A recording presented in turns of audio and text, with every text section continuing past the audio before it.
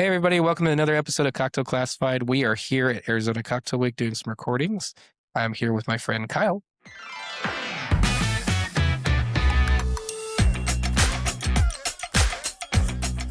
Welcome to Kyle. How's it going, guys? Awesome. So, Kyle, I know you. Who are you? Can you tell our viewers who you are, where you're from, what you're doing? Loaded. Yeah, let's do it. Yeah.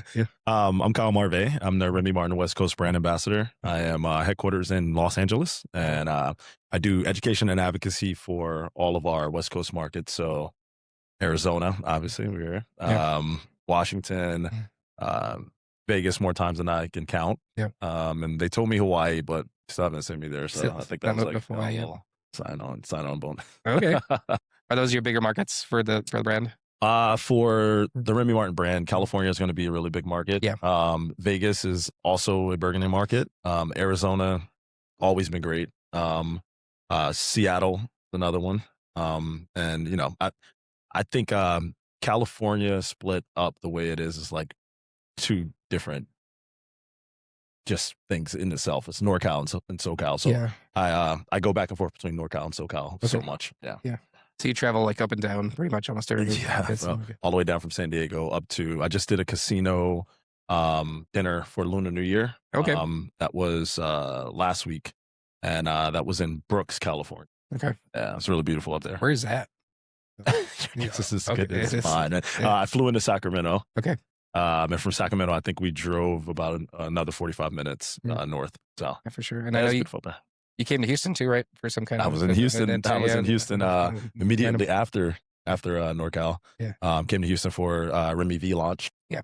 So we did a nice little brunch with iHeart Media. Okay. And yeah, with some influencers, it was great, man. And they went through all the Remy V, so it made me happy. And I love Houston. Houston's great. Houston's it's a great city. It's big. It's just, it is a great city though. It's very spread out. Yeah.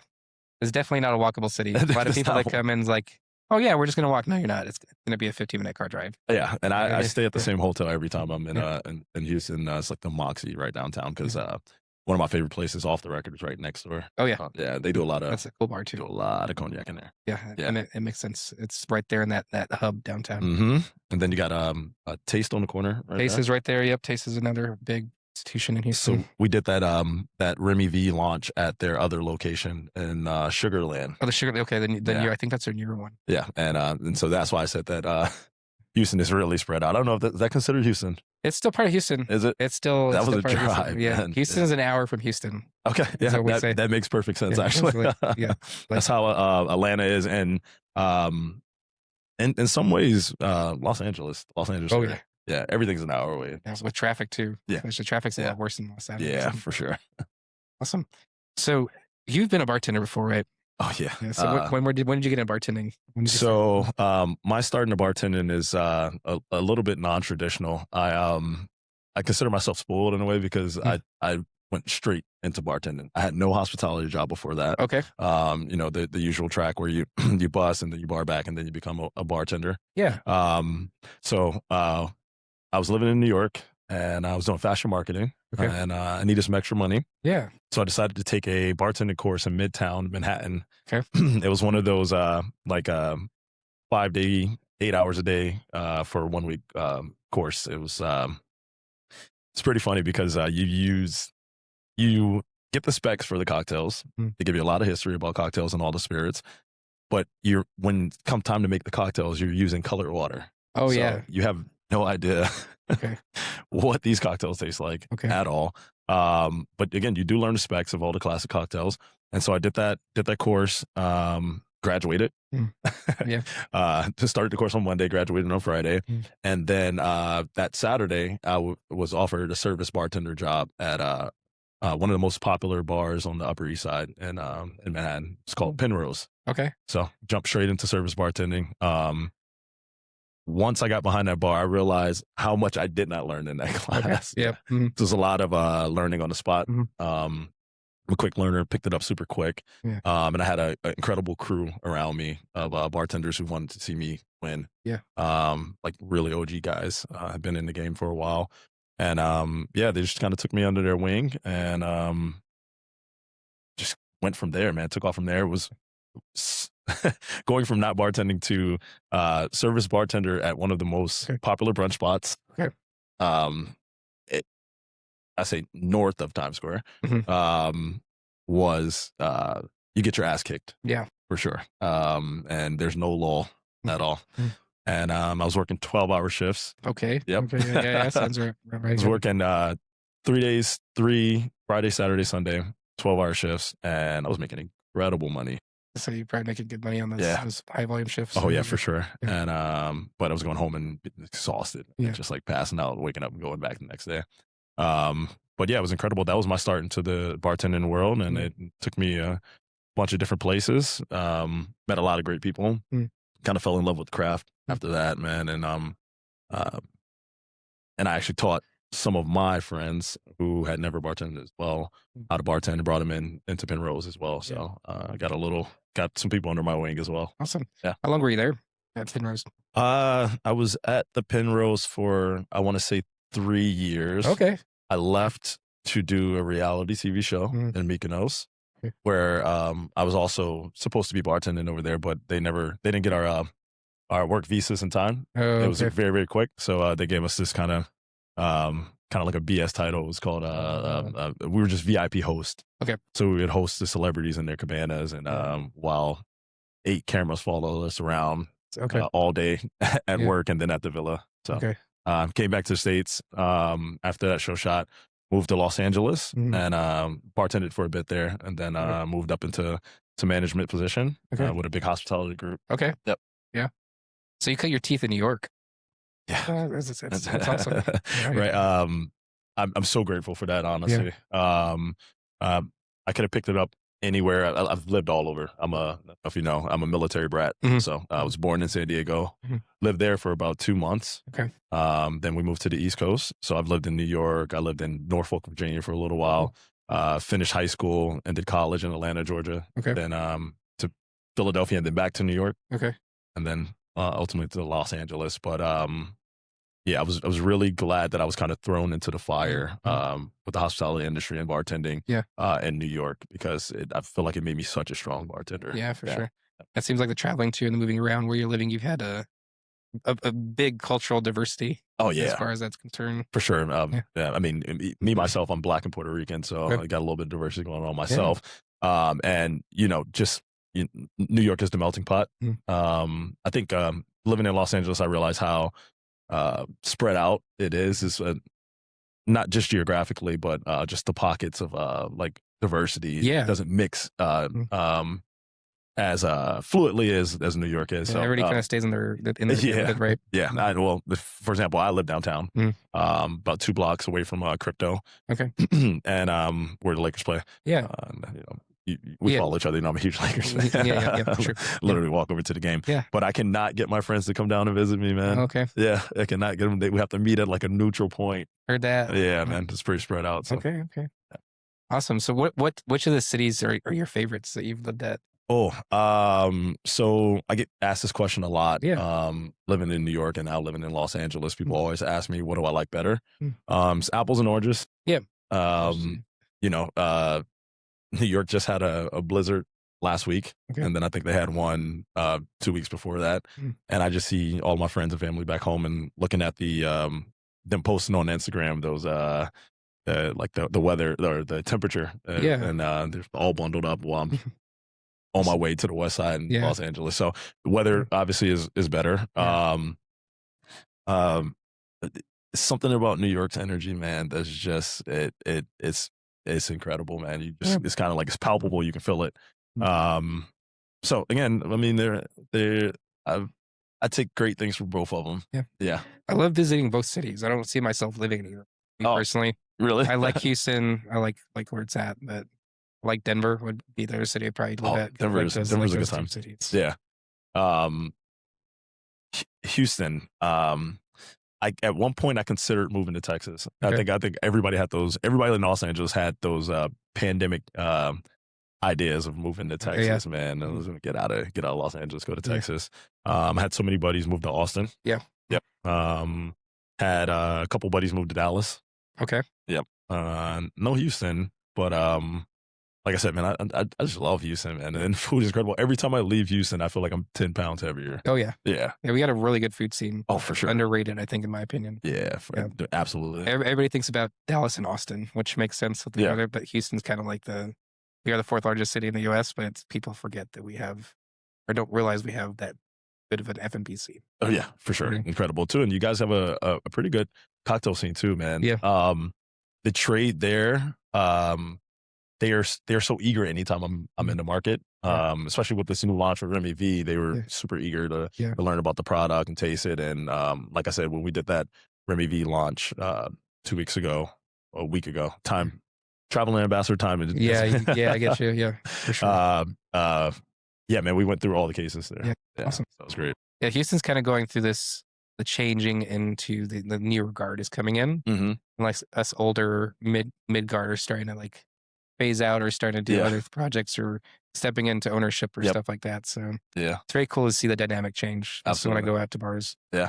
There's a lot of new faces. I'm like, I don't know who you are, but let's talk. Oh, for sure, man. And it's always humbling seeing these new young bartenders, man. Yeah. It's great. Awesome. So kind of going back to your role. So you bartended in New York and you kind of floated around. Mm-hmm. What pushed you into, so you went fashion, bartending, to the TV show, the bartending. Mm-hmm. What pushed you to get into brands? So I kind of feel like it was like just kind of like the natural progression. I've always had a knack for branding and marketing. I feel like I've done a pretty good job of building my personal brand. Yeah. So I felt like that the skills that I have would be best used in the workplace with a brand. I was actually, it kind of came to me. I had a buddy that worked for Tequila Comos. Yeah. He was doing some brand work as well. Okay. And he introduced me to someone who was trying to help Remy Martin find a representative on the West Coast. Okay. Well, initially when we started, we were agency.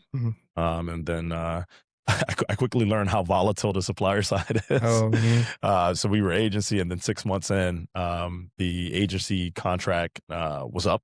And then we had to re-interview to go internal. So, and then that was about a month before we had another reorg.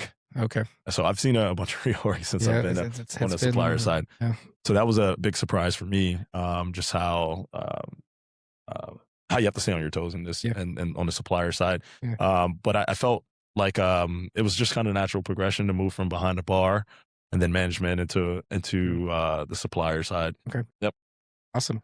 What advice would you have for someone, like you said, like the volatility of it? Would you have any advice to someone who's like just getting into it and like, like where we're at right now with the market? Do you have any advice for anybody like? I'll say that I came in at an interesting time. I came on the supplier side after the pandemic, those pandemic highs. All brands and were experiencing like historical highs. The like late quarantine and then shortly thereafter. So I came in at a time when we were on the downtick. Suppliers had distributors had brought in a lot of product and they were sitting on a lot of product. So numbers were down year over year. And that's across all brands. So I had to learn how to stay even, and not be reactive, and think with a long-term mindset, and not so much look at the short term, and do what I can to contribute to kind of help that out. And with me on my side, it's just education and advocacy. The more people know about cognac as a category, I'm doing my part, the better it'll get. And cognac is such a beautiful product. Full transparency, before I started with the brand, I didn't really know much about cognac. Okay. I had like the general stuff, but I was a heavy tequila drinker, man. I was a heavy tequila drinker, man. So as I learned more and more about the category of cognac, I just fell in love with it, man. It's just something so incredible about it. Yeah. And I mean, tequila and cognac have a duality though, when you start talking about it, because it's terroir driven, right? Yep. It's specific. They have AOC in France, and you have the CRT and tequilas. Yeah, there's some overlap there, definitely. And then when you obviously when you get into the reposados and añejos, you have that aging component.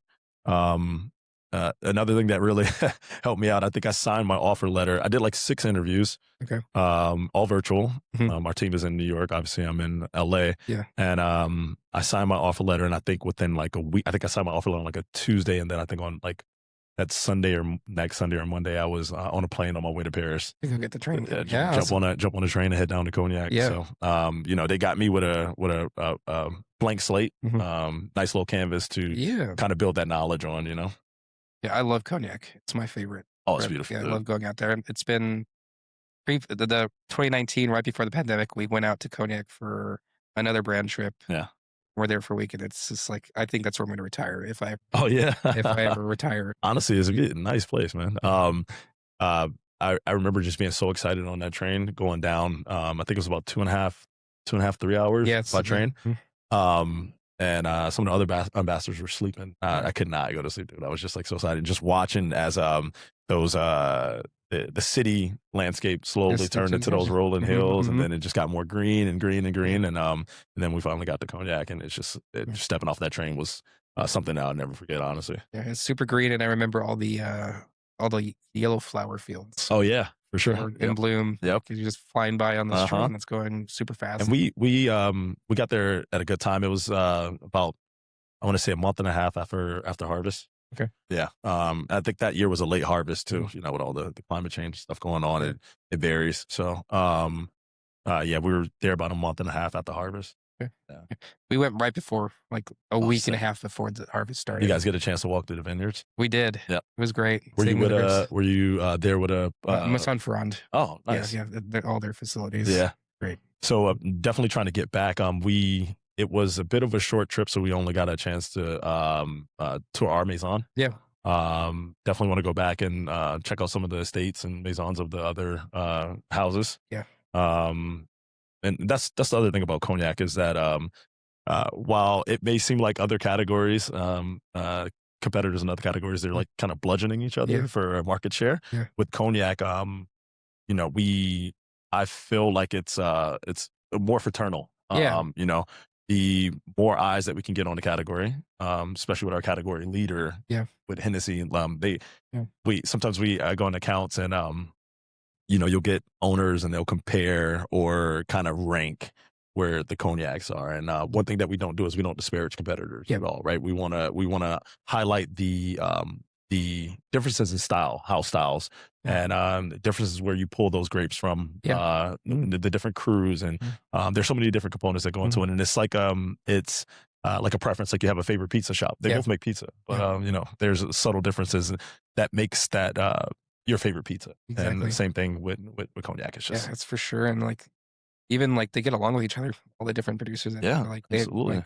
like Alexandre, I love him from San Fran. Is just like he meets with like the team at Remy and the Yeah. team at I'm sure Martel and all them like meet and they do their conversations. I'm sure and, he's shared a meal with Baptiste. yeah, yeah, yeah. So it's real cool. Like if you haven't been to Cognac, I definitely like try and get a trip out there, or even on your free time. It's beautiful. Oh yeah, Definitely in October is when I went. Yeah. Like right there before harvest or after harvest. Like Yep. it's perfect time to go. Definitely. We're going to try to get back this year. I know we'll talk a little bit about BTA. Yeah. So we're going to try to get back over there when the competitors go out. Yeah, for sure. Yeah. Awesome. Cool. So we talked a little bit about your role, where you've been at. So you do more, is it more trade advocacy or marketing, or how does it like consumer marketing? Like what is your role? So it's a bit of everything. Yeah. First and foremost, we do education and advocacy. So that is the crux of everything that we Yeah. do.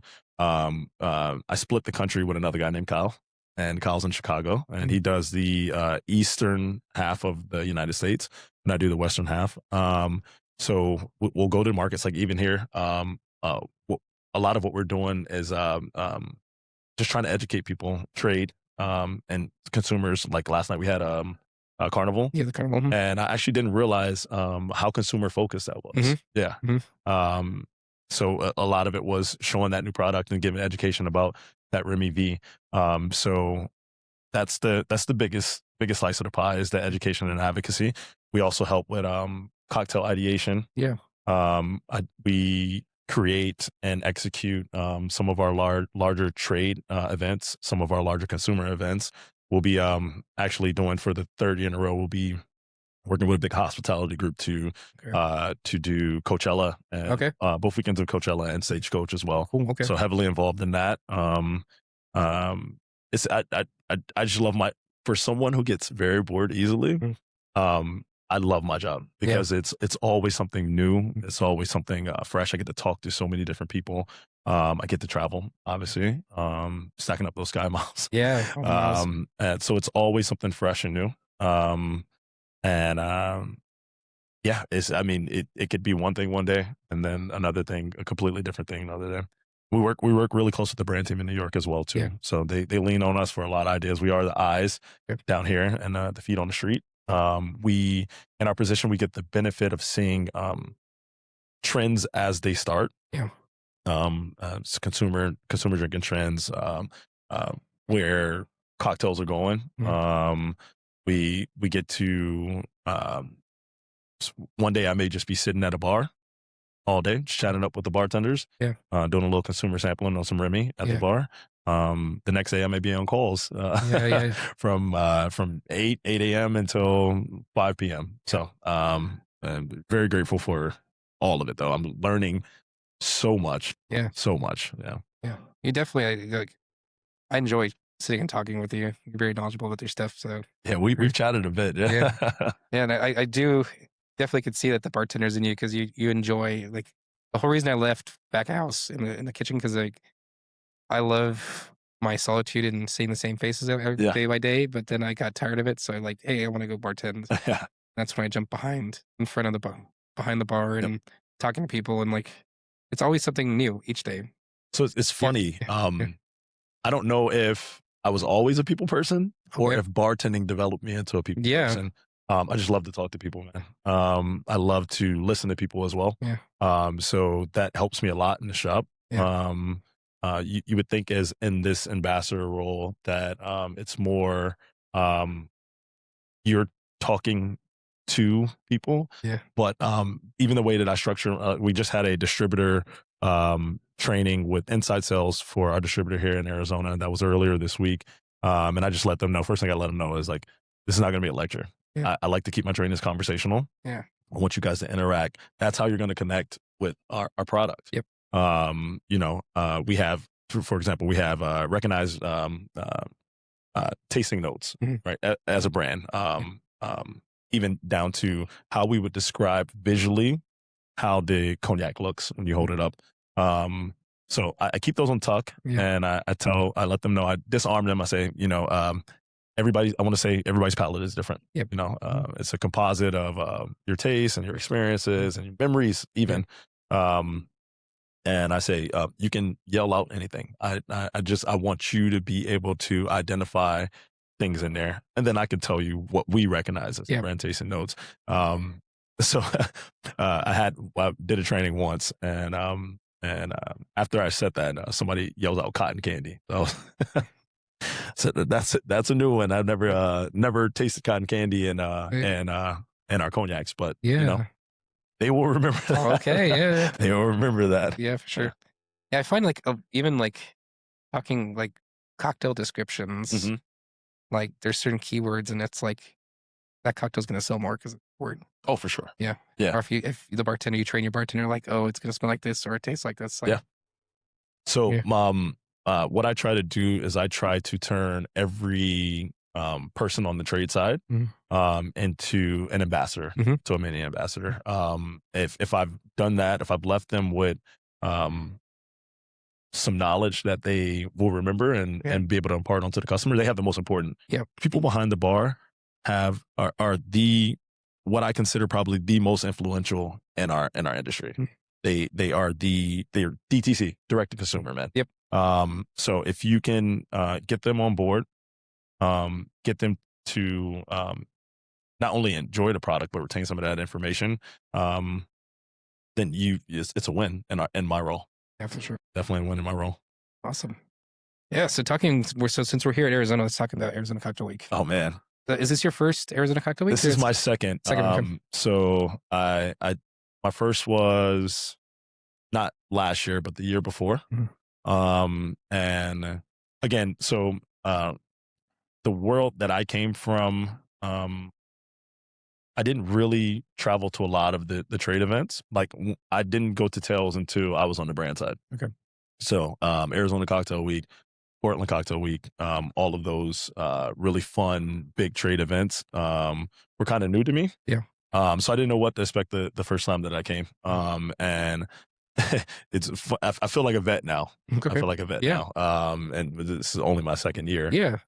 But you get to, these are so important. Like these cocktail weeks are so important. These big trade events are so important because you, the people that you meet, especially as a traveling ambassador, that go to all their bars, they're all here in one place, man. They're all here in one place. And, you know, you strengthen those relationships that you're making in that ambassador role. Sometimes I'm only able to come and speak with them for 30 minutes or hell, even a pre-chef, you know? But I get to see them again and they remember me and they remember my brand and it's great. And then it just develops into a friendship. Yep. So for sure. Yeah. That's how, I mean, like all the BAs I've met over the years are still friends of mine. Even if some have moved on, open bars and done everything. Like, I met them through trade events. So. Yeah, absolutely. What cocktail week is this for you? This is going to be number 5. 5. Yeah, 5 for me. Can you do you feel like 1 is different from 5? Yeah, I mean, you definitely can see the growth. Okay. Yeah, like even when we were just talking with Lauren too, is like you can see the growth year over year. What these guys are doing. Yep. And like Aaron and like we just saw Ross pass by, running around nonstop for the entire week. Yeah, you're literally just watching Ross by. Aaron is one of the first people I met when I got to Arizona. Okay. We actually worked on a project. He has a bunch of really beautiful artwork upstairs. At the I saw the Remy. Did you see the Remy one? Yeah, right there by the couches. He worked with an artist and they had like a really great idea to do kind of like this futuristic centaur. Yeah. Our logo. Yeah. So it came back. I thought it was gonna be great. It came back even better than I thought it was going to be. So, if you're ever at Little Rituals, you go by and you see that centaur up there. That's a me and Aaron collab. Yeah, for sure. And then you did something at Bitter and Twisted, right? There's like that video that they had a really great idea. Kaylee Rotolo, she's on the distributor side. Okay. She worked with the team at Bitter and Twisted to come up with a 1738 cocktail. And they wanted to kind of do something new with how they wanted to market this cocktail. So they decided to do a music video. Yeah. They made a song and then they shot the music video. They debuted it a couple days ago.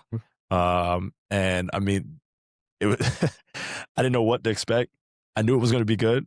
But again, I had no idea what to expect. This is the first time I've ever seen anything like that. And it's so creative. Yeah. First off, cocktail was phenomenal. That team over there is great. And I had just actually did a training for them.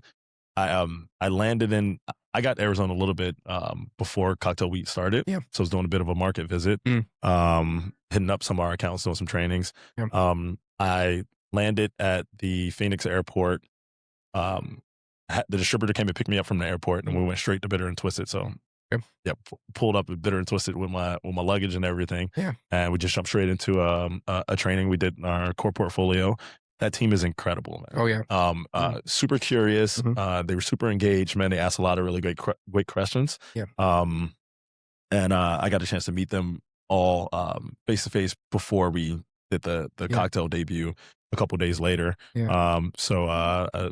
Sam's in that video, man. He looks so cool. Yeah, it was like, they have it projecting on us. Yeah, and every time they play the video a couple times throughout the night, and sometimes with the sound on, sometimes just the video in the background. Yeah. Every time the sound was on and everybody heard it, it's just like the entire bar just round applause for these guys, man. So like they were kind of like they were truly superstars for the night, awesome. Man. Yeah. Thanks for reminding me because I have to go get their autographs. Yeah, it's pretty cool. I watched it yesterday, but we were there for an event. Yeah, they had a little QR code. The QR code on the menu, man. Did you get a chance to try the cocktail? I have not tried the cocktail. Okay, I got you. They showed us the video. Yeah. I got you. Definitely. Yeah, sure. Maybe this weekend though. Yeah, it was the end of the event that we were at shooting. So yeah, for sure. If you're here in Arizona Cocktail Week, go check out Bitter and Twisted. That cocktail's phenomenal. And you're doing Top Bars tonight.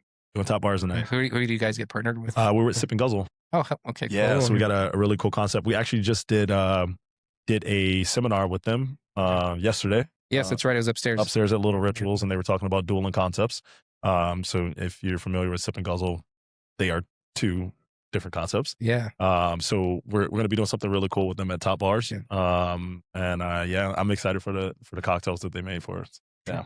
When we were at BCB, Luis and I went to Sip and Guzzle. Yeah. Our best experience I've ever had in Really? New York.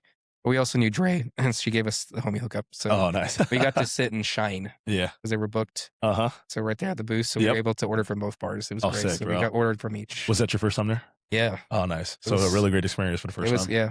Even though we didn't get to get in, we still got to see Sip and then Guzzle upstairs. Yep, absolutely, man. Yeah. So you definitely got to stop by and come try these two different concepts that they have using our product. Yeah. Well, definitely the team will be around tonight. Yeah, so. yeah. Excellent, man. Cool. So Arizona, like we're here. It's exciting. It's exciting. It's been growing. Are there any favorite events? Is Top 50 your favorite event, or any favorite things that have happened the past 2 years? I know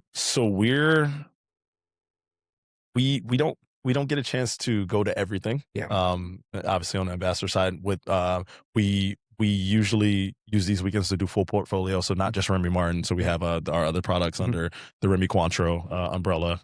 So we do. We did Mount Gay. Mount Gay just launched an innovation, Mount Gay Silver. So we did something over at Highball.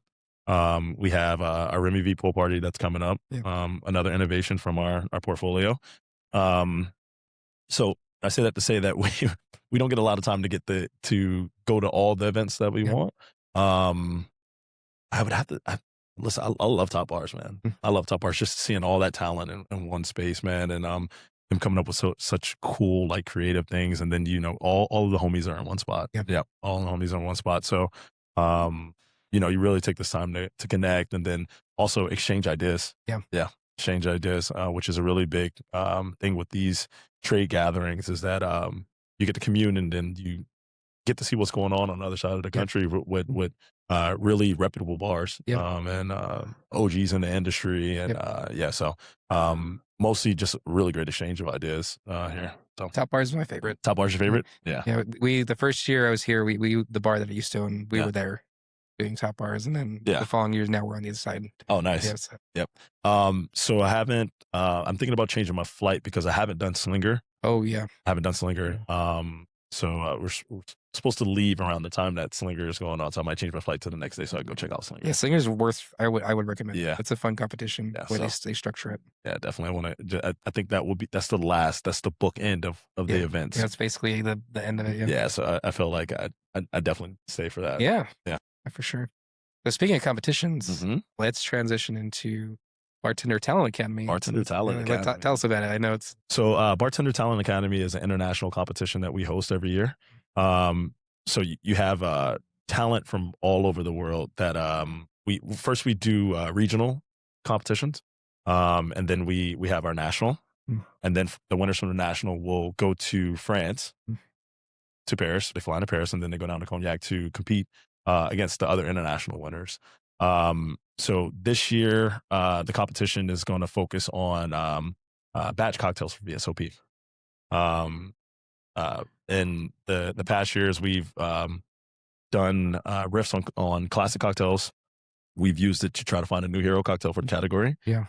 So I'm really excited about this one because there's some utility that comes with this, right? There's true application that you can use inside of accounts with this batch cocktail.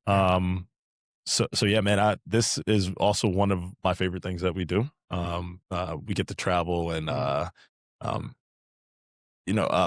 feel like that the industry has been overwhelmed with cocktail competition. So you get something like this that's unique, and you get to compete internationally. Yeah. And then you get a trip to Cognac also. Yeah. So it's a really, really cool thing. Yeah, for sure. And then last year, so today the application's opened, right? Yeah, today online. Applications are online. Yep, this morning, March 1st, and applications will be open until April 15th. April 15th. Yeah. So a good amount of time to get in there. Think of some really cool ideas. We will be doing some traveling. Kyle and I will also be hosting a couple of webinars. If anyone is interested in getting more information about the competition, we'll do a little brand overview about Remy Martin as our house. Yeah. We'll do a little category overview, and then we'll talk more about VSOP. So applicants have a good idea about the tasting notes of VSOP and what makes it different than other VSOPs and all that good stuff. Sure. And we'll be sure and put the link in the bio for this show so people can. Yeah, I'm excited. Yeah, it looks fun. A batch cocktail is gonna be that's the first one I've seen. Yeah, someone do a batch. Yeah, it's going to be interesting. We this is I think the third year that I am doing it. Okay. That since I've been on a brand, the third year that I've been kind of hands on with the BTA. I always tell them the regional winners. I was like, got to bring it home. We got to bring it home back to America, man. So we kind of have Kyle and I kind of have a horse in the race. Really wanting to see that that trophy come back to America. So hopefully this is the year. Yeah, for sure. Yeah. And then last year, you and I judged the Houston Sound on the Mix. Yep. That was fun. Yeah, Sound on the Mix was an incredible, really, really unique cocktail competition as well. For us, we're looking to maybe bring that back this year with a couple of different changes. Yeah. But yeah, that was fun sitting side by side with you, really. Yeah, that was for sure. It was a sidecar, right? Yep. That was the entry they had to do. Yep. Is the sidecar the hero kind of cocktail for Remy, or you guys? Sidecar is the hero cocktail for the category. For Cognac. Yeah, for Cognac. I've challenged some of the trade that I work with to really take their time and help us come up with a new hero cocktail. Sidecar is phenomenal. It's extremely balanced. It's funny because you have the French sidecar. Yeah. And you have the American version of the sidecar. You know, we love our sugar here in America. Oh yeah. You know, the French sidecar is a little bit more dry on the palate. Yeah. And when I first started with the brand, I was using those specs. Yeah. Yeah, we ended up adding a little simple syrup in there. Yeah, about quarter ounce of simple syrup. Have it perfect. Yeah, for sure. Like, since you cut your teeth in New York, you probably have more of a drier palate training. Mm-hmm. But here from the South, we have a sweeter palate. Oh yeah, it's definitely for sure. it's fun. Every time I go to New York, I'm like, oh, this could use a little bit of sugar, but then also like I've trained my palate now. We're like, I know what to expect. And then when we went to Cognac too, just like, oh my god, those cocktails are so bone dry out there. Oh yeah, for sure, so bone dry. Yep, and that's the French palate. Yeah. Yeah, and that's the other thing is that not only do I get to see the differences in trade and service as I travel, I also get to see consumer preference across regions. So that is another cool little thing that I'm able to take some of that information back to my home market and to some of the accounts, and also roll it up to brand and share those ideas with the other people on my team. It's very wild. Like you said, taste is varies by person. So oh yeah, it's definitely regionally too. For sure. Like a lot of people don't realize it. Like yeah, you know, like I said, I did high school and college in the South, so yeah. Those cocktails differ a little bit than the cocktails. Let's say the more health conscious cocktails of Los Angeles. I even myself personally, my spirit preference changed when I moved from New York to Los Angeles. I was a heavy whiskey drinker, and that preference slowly changed over to me getting into some of those more expensive tequilas.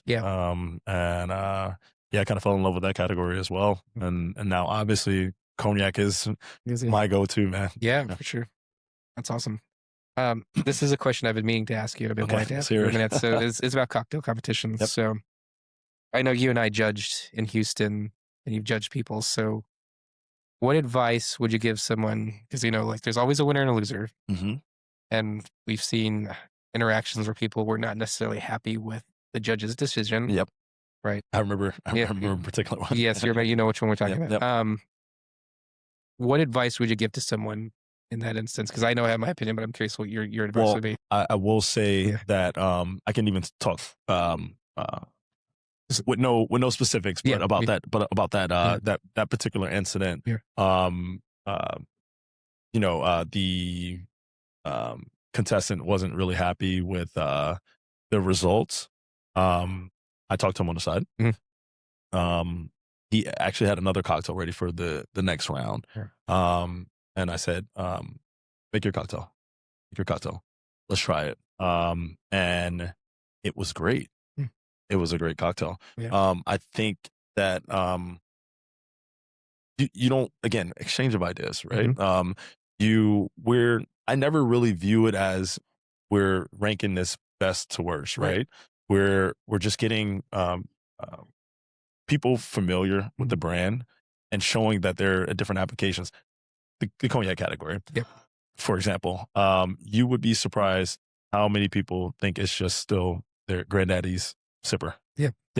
The versatility of our spirit works in neat rocks, any kind of cocktail that you can think of. Right.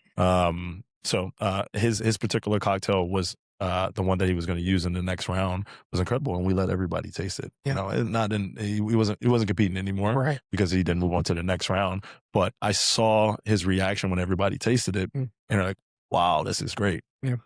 So that kind of eased it a little bit. Yeah. And you know, it gave him a better how do I say? Let's say interaction with our brand. Yeah. You know, I believe he left with a really good feeling about the brand of Remy Martin and the people that represent Remy Martin. You definitely don't want to make people feel a certain way about the brand, right? Absolutely. Absolutely. Yeah, that's one of the hard things with competitions. It's like you gotta balance it out. Yeah. Where I'm kind of getting at. Yeah, for sure. Yeah. And I wouldn't be surprised if he did enter next year. Yeah. You know, I encouraged him. This was an incredible cocktail. It was balanced and it was like super creative. And you know, I think actually he could possibly win if we run that competition back next year. So you know, year after year, man, as long as they walk away with a good feeling about the brand, I encourage you try again next year. Yeah. Frank, let's keep going, you know? So. Yeah. And competitions are designed to test us and help us grow. Absolutely. That's one of the big things I get on my soapbox is, yes, there's a winner and a loser. The nature of being in a competition, but you should look outside of that box and not get upset because you didn't place and understand that you just put yourself out there. The other thing that I encourage them to look at is that you are in a room and yourself included with incredible bartenders. Incredible bartenders. Look at the company that you're in. That in itself is just something to be proud of. You know, all of the competitors that we have sent over to Cognac, they come back with such an appreciation for just the talent that they're in the room and sharing the room with. So that, you know, they're you have winners and losers prizes and this and that, but there's other things that you can take from that competition and walk away from and say, wow, I can compete with some of the best. You know, I'm here. So it's all about the exposure. It's about the camaraderie. It's about just learning and growing from it. And we treat everyone that competes as family, no matter where you rank. Particularly for our brand. The Bartender Talent Academy is it serves as kind of like a collective. You become a part of that Bartender Talent Academy. But anybody that's competed, especially in my local market, homies. Like I visit their bars all the time. They have really great experience with the brand, and we're just cool now. Yeah, for sure. Well, that's kind of one of the things. Like, again, competitions are competitions. But make sure you're taking something away from it. And not getting upset. Like, yes, it does hurt the ego sometimes if you don't win, but it's about learning and growing and making those connections. And we usually keep ours pretty fun, man. So they're always fun higher energy. Remember Houston, man? We had Kiati there, and he was emceeing the whole thing. We had some great music going on, and good food. Cocktails were great. So everybody brought their A game to that. Oh, for sure. All the cocktails we tasted were and that's why I said you didn't win, but look around this room, man. All of you guys' drinks were incredible, and you were a part of that talent. You know, and that really kind of showed me that Houston got some stuff there, man, for sure. Houston we have a good market. Like I said, they have a really talented man, really talented. For sure. I actually got a chance to go and visit. Let me get this name right. It is, I said it wrong last time. Toasted coconut. Toasted coconut. I called it Toasted Club the other day, and someone's like, I don't know a Toasted Club. The bartenders there call it the Toasted Coconut Club. Oh, okay. That's where they call it. Well, see, maybe that's where I got it from. And I got a chance to go see Gary. And then got a chance to go over to the speakeasy next door, go walking through the kitchen and into the walk-in. Yeah, incredible cocktails over there as well. Tiff really did a great job with that cocktail. Tiff, they have a good program there. Tiff did a job, and then our entire team they're all solid. Yeah, for sure. Presentation, taste, everything. It's just like the whole vibe in there is super cool. Yeah, for sure. So kind of transitioning into, I know we haven't talked about the spirit, so let's talk a little bit about the spirit. Absolutely. So I know we've had Alexandre come in. He's talked about the categories itself. Let's talk a little about Remy, and like what makes Remy unique, and like your processes. I know the AOC manages a lot of it. Yep. But it's still local to the microclimate of that specific house. So we are this year 302-year-old company. So we are one of the older houses. One major thing that you will notice on the bottles is that all of our bottles say Cognac then Champagne. So that is going to be one of the major differences between us and the other major houses is that we pull those grapes from specific crus, and those crus are going to be in the interior region of Cognac. Okay. There are two different crus. It's going to be Grand Champagne and Petit Champagne. Okay. And that combination of grapes from those two crus makes Cognac then Champagne. So that'll be on all our bottles. We exclusively only do eau de vie from Cognac then Champagne. It has to be at least 50% grapes from Grand Champagne. Okay. That ratio can be whatever as long as that's the baseline. We also do another process that's called distillation on the lees. So you do have some houses that do that, but for all of our cognacs and all of our eau de vies, we distill on the lees, and distillation on the lees is basically you're leaving all that organic matter, those dead yeast cells, the grape skins. You're going to leave that in the distillation process. And we distill twice on copper pot stills. You have to do that for the category of cognac legally. So we do that distillation on the lees, and that creates really robust, big body eau de vie with great aromatics, and it's perfect for aging. So yeah, those are two of the major differences of our house. We also use for our barrels. The grain also allows for a little bit more interaction with the air because it's more porous. Yeah. So we don't come into market at we age longer than French law requires. So for it to be a cognac, it has to be aged for at least 2 years in French oak barrels. We don't enter the market. That will be a VS. We don't enter the market at VS. We enter the market at VSOP. Okay. So we age our eau de vies for at least 4 years in French oak barrels. And then we have some other expressions in between that. And then we all have a really beautiful XO. And can't say the number of eau de vies that are blended into a bottle. Yeah. But it's a lot. It's a lot. And that makes for a really complex product. Okay. Yep. And the 1738 is what is that? Technically, 1738 is going to be a VSOP. VSOP too. Yeah, those the youngest in there is going to be a 4-year, but that average age is a little bit higher than our entry VSOP. Okay. And the eau de vie is going to spend time in different barrels. Okay. Yep. Okay. Cool. Yep.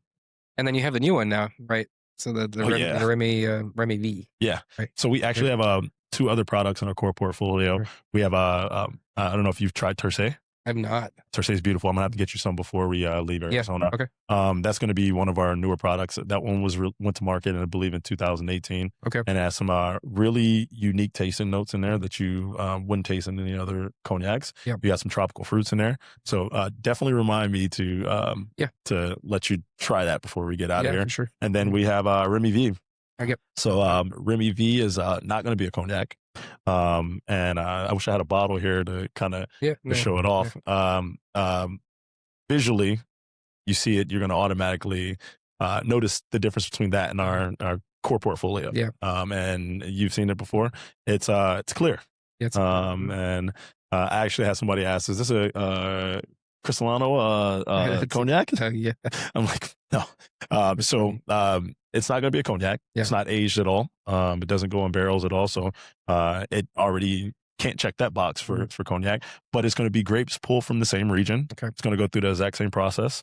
It's an eau de vie. Yep. And it's still going to be blended as well. Okay. And then bottled. So you're going to get a lot of those flavors that you get from those tasting notes that you get from the barrel aging are not going to be present in it, but you're going to get some really beautiful ones that you also don't get in our core portfolio. You're going to get some of those citrus notes. You're going to get some of that mint. You're going to get I noticed like a big brioche Oh yeah, Yeah, and like then that, like kind of buttery biscuity. Kinda, absolutely, yeah. yeah, Mhm. and it's a really beautiful spirit. I have like a kind of a personal connection with it. I've been working with some people from our brand team on this product for this relaunch of this product because we had a previous version and it was a little bit higher ABV, came in a little bit hotter, Yeah. had some different notes present in there. So we dropped the ABV by 5%. It's 35% ABV now. But on this reformulation, we did a lot of like testing in California, so my home market, and we had some people from our team come out and we did like consumer focus groups where we're out in Encino and we're sitting behind one of those two-way mirrors like SVU. Yeah. And then you have a bunch of different trade groups and then tell us what they feel about the overall category. And then we had a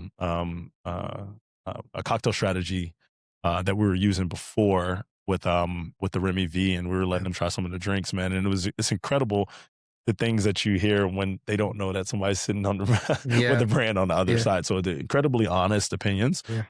And that was good because some of the opinions changed from all the way on this side when you initially started just asking about the category overall to actually getting the liquid to their lips and tasting these cocktails and just their mind being blown. Yeah.